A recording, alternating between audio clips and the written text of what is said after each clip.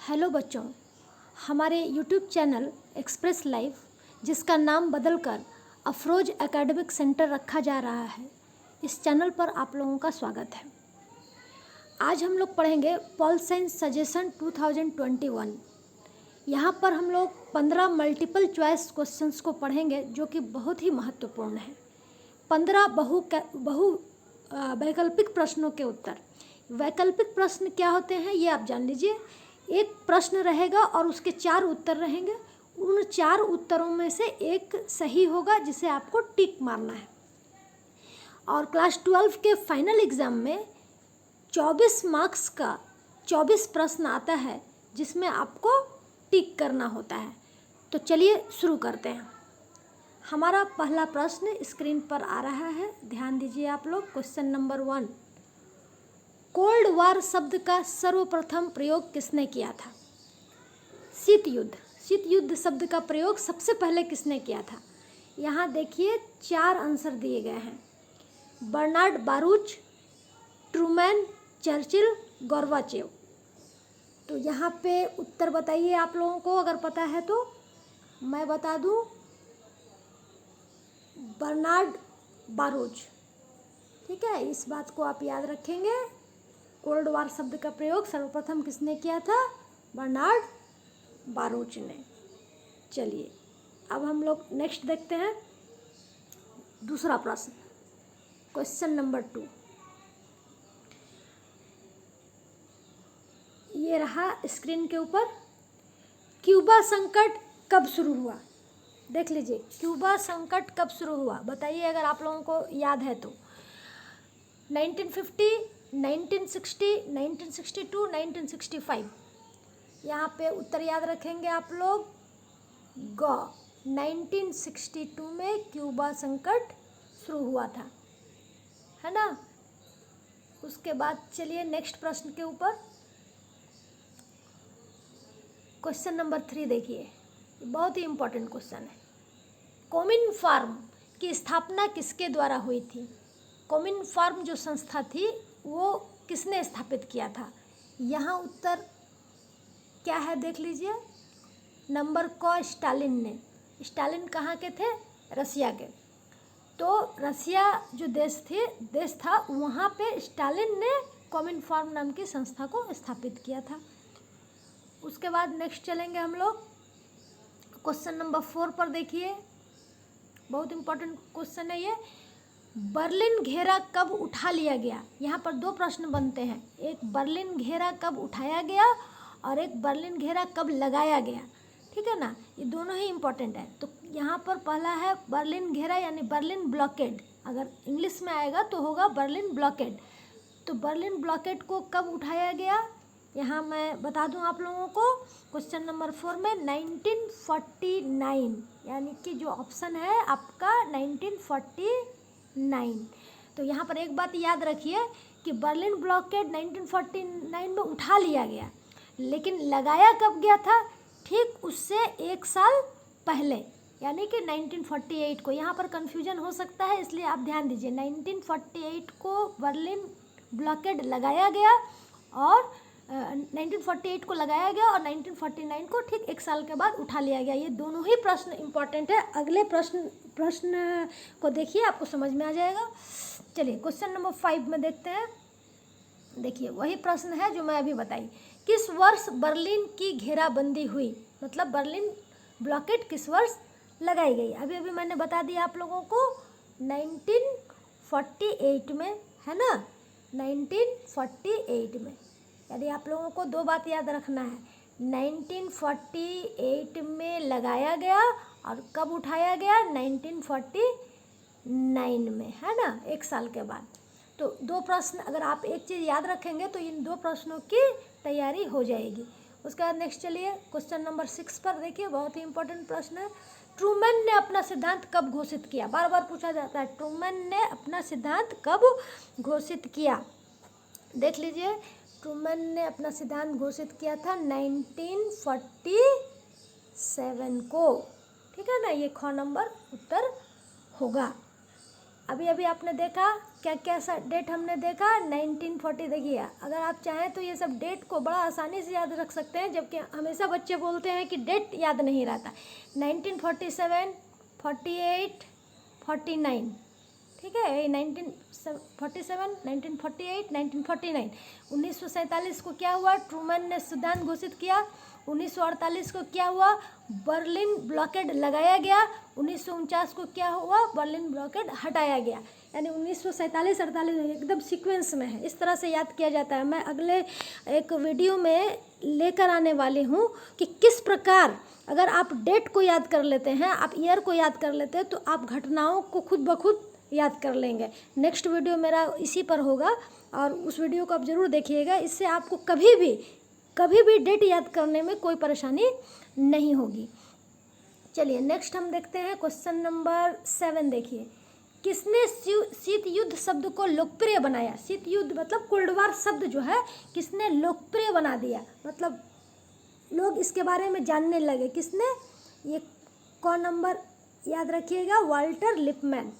नीचे Kenan, Churchill, Khrushchev का नाम दिया है, लेकिन आपको याद रखना है वाल्टर लिपमैन, है ना। उसके बाद नेक्स्ट क्वेश्चन चलेंगे, क्वेश्चन नंबर 8, बहुत इंपॉर्टेंट है। पंचशील समझौता से प्रश्न आता ही आता है। पंचशील समझौता को अच्छी तरह से याद करना है आप लोगों को।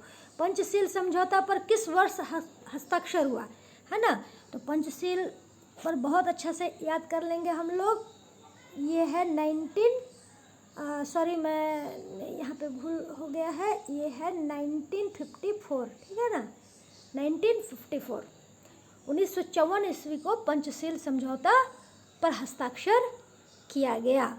उसके बाद चलेंगे हम लोग क्वेश्चन नंबर 9 देखेंगे। किसकी पहल से वारसा समझौता का गठन हुआ था। वारसा पैक्ट, ये अंग्रेजी में अगर बोलेंगे वारसा पैक्ट, वारसा समझौता का गठन किनके पहल से, मतलब किस देश ने पहल किया था। तो इस बात को भी याद रख लेंगे हम लोग, सोवियत संघ, ठीक है ना, सोवियत यूनियन या सोवियत संघ, इन्होंने वारसा समझौता इस देश ने पहल किया था। चलिए ठीक है। उसके बाद नेक्स्ट प्रश्न है क्वेश्चन नंबर 10 देखेंगे, बहुत ही इंपॉर्टेंट है। इस तरह के प्रश्न आप देखिएगा, अक्सर जो है 1 साल 2 साल 3 साल के बाद करके अल्टरनेट में पूछा जाता है। आप क्वेश्चन पेपर उठाइए पिछले कुछ सालों का, आपको समझ में आ जाएगा कि कौन कौन से प्रश्न पूछे जाते हैं। उसके बाद देखिए बांडुंग समझौता, है ना, बांडुंग, है ना। बांडुंग सम्मेलन कब हुआ था, देख लीजिए। बांडुंग सम्मेलन को याद रखेंगे हम लोग 1955, है कि नहीं। तो अभी हमने क्या देखा, हमने पढ़ा 1954, पढ़ा ना। इसके पहले क्वेश्चन में क्या हुआ था, पंचशील समझौता हुआ था। और ठीक उसके 1 साल के बाद क्या हुआ 1955 में, बताइए जल्दी बताइए क्या हुआ था। 1954 में पंचशील हुआ और 1955 में बांडुंग हुआ। तो यहाँ से हम कनेक्ट कर लेंगे। अक्सर देखिए इस तरह के जब डेट याद रखना पड़ता है तो आप कनेक्ट कर लीजिए किसी चीज़ से। जब आप कनेक्ट कर लेंगे तो आपको अपने आप याद हो जाएगा। शायद आपको पता नहीं है, मैं बता दूँ आप लोगों को कि एक बार हिस्ट्री में प्रश्न अक्सर आता था कि मुग़ल काल के जो बादशाह हैं उनके मतलब उसके क्रोनोलॉजी को समझाइए, मतलब कौन सा शासक पहले आया था मुग़ल काल में, कौन सा बाद में आया, वो याद नहीं रहता था लोगों को। तो उसके लिए बहुत अच्छा सा एक शॉर्ट ट्रिक मैंने बनाया था जो बच्चे बहुत आसानी से याद कर पा रहे थे। मैं दिखा दूँ आप लोगों को। उसके लिए मैंने एक शब्द बनाया था, मैं इस तरह से ही आप लोगों को आगे भी बताती रहूँगी। ये देखिए भाजशा, ये शब्द मैंने बनाया था, ठीक है ना। तो यहाँ देखिए भाजशा। अब देखिए बी फॉर आ जा रहा है बाबर, एच से हुमायूं, ए से अकबर, जे से जहांगीर, एस से शाहजहां, ए से औरंगजेब। देख लिया ना। तो इस तरह से कुछ याद करने के लिए आपको कुछ कनेक्ट कर लेना पड़ेगा। इससे क्या है कि आप वो चीज़ कभी नहीं भूलेंगे। तो इस तरह से मैं आगे बताऊंगी कि किस तरह से कोई डेट याद करने के लिए क्या क्या तरीका अपनाया जाना चाहिए, उससे बहुत जल्दी याद हो जाता है और लोग कभी भूलते भी नहीं हैं। नेक्स्ट क्वेश्चन देखेंगे हम लोग, क्वेश्चन नंबर 11। बेलग्रेड सम्मेलन कब हुआ था? चलिए, बेलग्रेड सम्मेलन हम आपको बता दें कि 1961 में बेलग्रेड सम्मेलन हुआ था। ठीक है ना, यहाँ भी देखिए आप कनेक्ट कर लीजिए। 1961 में बेलग्रेड और 1962 पहले जो बताया मैंने क्वेश्चन पढ़ चुके आप लोग, क्यूबा क्राइसिस पढ़े थे ना 1962 में। यहाँ देखिए एक साल में बेलग्रेड सम्मेलन और उसके बाद वाले साल में क्यूबन क्राइसिस, है ना, क्यूबा संकट। ठीक है, तो 1961 1962, तो ये भी आपको कनेक्ट कर लेना पड़ेगा। इस तरह से घटनाओं को कनेक्ट कर लेना होगा कि किस साल में क्या घटना हुआ, उसको अगर हम सजा लेते हैं तो बहुत अच्छी तरह से याद हो जाता है हमको। उसके बाद नेक्स्ट चलते हैं स्क्रीन के ऊपर, हमारा क्वेश्चन नंबर 12 देखिए। गुट निरपेक्ष आंदोलन के सिद्धांतों में एक है, मतलब गुट निरपेक्ष का जो इंग्लिश वर्ड है मैं बता दूं आप लोगों को, नैम। ठीक है ना, नैम, नॉन अलाइंड मूवमेंट, ये शॉर्ट है नैम। नॉन अलाइंड मूवमेंट का अर्थ होता है कि एक राष्ट्र किसी भी गुट में शामिल नहीं है, लेकिन वो शांत रहकर भी सारे देशों के साथ संपर्क बनाए रखता है। किसी के सैनिक गुट में शामिल नहीं है, लेकिन वो दूर रहकर भी सभी के साथ ग्रुप में नहीं रहेगा, वो ग्रुप से दूर है, लेकिन बाकी लोगों से संपर्क बनाए रहता है। तो ये जो गुट निरपेक्ष आंदोलन है उसमें पूछा जा रहा है कि कौन सा चीज़, ये जो चार आपको ऑप्शन मिल रहे हैं, क ख ग घ, हस्तक्षेप, अहस्तक्षेप, आक्रमण, सामाजिक, कौन से जो है इसमें इन सिद्धांतों में से एक है, क्या करना पड़ता है? तो अभी अभी कहा कि किसी ग्रुप में शामिल नहीं होना। ठीक है ना, मतलब अहस्तक्षेप, मतलब किसी में इंटरफेयर नहीं करना, किसी भी राष्ट्र में दखल नहीं देना, किसी भी राष्ट्र में जो है किसी भी तरह से उसे परेशान नहीं करना, मतलब दूर रहना पर संबंध को बनाए रखना। तो अहस्तक्षेप की जो नीति है वो गुट निरपेक्ष आंदोलन के सिद्धांतों में से ही एक है। हस्तक्षेप का मतलब हो गया कि हम किसी राष्ट्र को में दखल दे रहे हैं। ठीक है ना, तो गुट निरपेक्ष कहाँ हुआ, वो तो गुट में शामिल होने वाली बात है। आक्रमण करना, तो आक्रमण करना मतलब भी तो किसी देश को परेशान करना, उसमें शामिल हो जाना। सामाजिक भेदभाव, हम किसी राष्ट्र के साथ में भेदभाव कर रहे हैं तो वो भेदभाव हो जा रहा है, लेकिन हम गुट निरपेक्ष मतलब किसी गुट में शामिल नहीं होना, मतलब अहस्तक्षेप, किसी के लिए भी दखल नहीं देना। तो ये हमारा एक प्रश्न आ गया। उसके बाद चलते हैं 13 नंबर प्रश्न पर। शीत युद्ध को गर्म शांति के रूप में किसने वर्णित किया था? शीत युद्ध को गर्म शांति युद्ध का नाम दिया था किसने? गर्म शांति समझ रहे हैं कि यहाँ पे शस्त्र और अस्त्र की लड़ाई नहीं होगी, बल्कि जो देश होंगे, जो राष्ट्र होंगे, वो सिर्फ एक दूसरे को देखकर जलेंगे, तानाकशी करेंगे, तनाव पैदा करेंगे। ठीक है ना, लेकिन लड़ाई नहीं करेंगे। ठीक है, लड़ाई मतलब शस्त्र का प्रयोग, अस्त्र का प्रयोग नहीं करेंगे। तो इस शीत युद्ध का नाम दिया गया गर्म शांति। गर्म शांति मतलब ऐसा शांति जो गर्म तो है लेकिन शांत है। तो ऐसे युद्ध को इसमें कहा जा रहा है कि किसने जो है इस नाम को चर्चा में लाया था, या किसने इसको इस नाम को दिया था। तो आप बहुत अच्छी तरह से ये याद रख लेंगे, बार्नेट महोदय ने, उन्होंने कहा था कि शीत युद्ध एक गर्म शांति वाला युद्ध है। उसके बाद चलेंगे हम लोग क्वेश्चन नंबर 14 पर। देखिए, गुट निरपेक्ष आंदोलन के जनक कौन थे? यह प्रश्न एकदम बिल्कुल आप लोगों को जानना चाहिए, क्योंकि नैम का जो सिद्धांत है बहुत इम्पोर्टेंट सिद्धांत है हमारे अंतर्राष्ट्रीय संबंध के मामले में।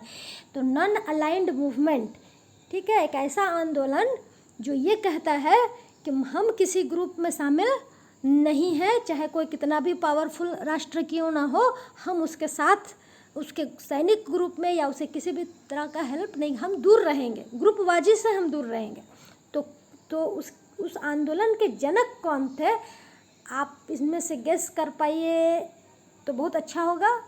चलिए, आप नहीं कर पाएंगे तो मैं ही बता दूं, जवाहरलाल नेहरू, हमारे प्रधानमंत्री जवाहरलाल नेहरू ने नॉन अलाइंड मूवमेंट को जन्म दिया था। उन्होंने कहा था कि हम किसी भी राष्ट्र के गुट में उसमें शामिल नहीं है, हमारी अलग पहचान है, हम तृतीय विश्व के देश हैं, हम किसी भी ग्रुप में शामिल होना नहीं चाहते। इसीलिए थर्ड वर्ल्ड कंट्री, मैं आगे जाकर ये सब पढ़ाऊँगी, थर्ड वर्ल्ड कंट्री किस तरह से हमारा देश जो है बना, किनके योगदान से बना और किस तरह से बना, ये तमाम चीज़ें आप लोगों को पढ़ना है। लेकिन अभी मेरा ये विषय नहीं है, अभी इतना ही आप जानेंगे।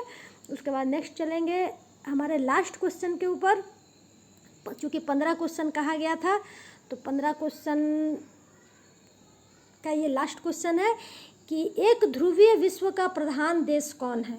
ये भी इम्पॉर्टेंट प्रश्न है। एक ध्रुवीय विश्व का प्रधान देश, देखिए यहाँ आप समझ जाइए कि ये जो प्रधान देश वाली बात आ जाती है, मतलब पावर है। याद रखिए, हम चाहें तो किसी चीज़ को इतनी आसानी से याद कर सकते हैं कि नो प्रॉब्लम। यहाँ देखिए, प्रधान मतलब देशों में प्रधान, देशों में प्रधान कौन है, जो पावर है जिसके पास। अब बताइए, अब इस 4 ऑप्शन है, उसमें आपको अपने आप नहीं पता चल जा रहा है कि कौन हो सकता है मेरे बताए बिना ही। एक ध्रुवीय विश्व का प्रधान, प्रधान मतलब प्रधान वही होता है जिसके पास पावर होता है। अब ये बताइए, चारों देश में पावर किसके पास था, अपने आप उत्तर आ जाता है आपको नंबर क, अमेरिका। एक ध्रुवीय विश्व का प्रधान यानी यूनिपोलर वर्ल्ड, इंग्लिश में बोलेंगे यूनिपोलर, ठीक है ना। यूनिपोलर वर्ल्ड का प्रधान कौन था, अमेरिका। ओके, उम्मीद है बच्चों ये 15 क्वेश्चन, अगर आप 5 मिनट का ये वीडियो बार बार चला कर देखेंगे तो 15 क्वेश्चन तो ऐसे याद हो जाएगा आपको कि आप जीवन में नहीं भूलेंगे। चलिए, आज के लिए बस इतना ही। Thanks for watching, like share and subscribe our channel. यहाँ मैं नाम नहीं दी हूँ क्योंकि नाम हमारा बदलने वाला है। हमारे चैनल का नेक्स्ट जो नाम होगा वो होगा अफरोज एकेडमिक सेंटर। ओके, धन्यवाद।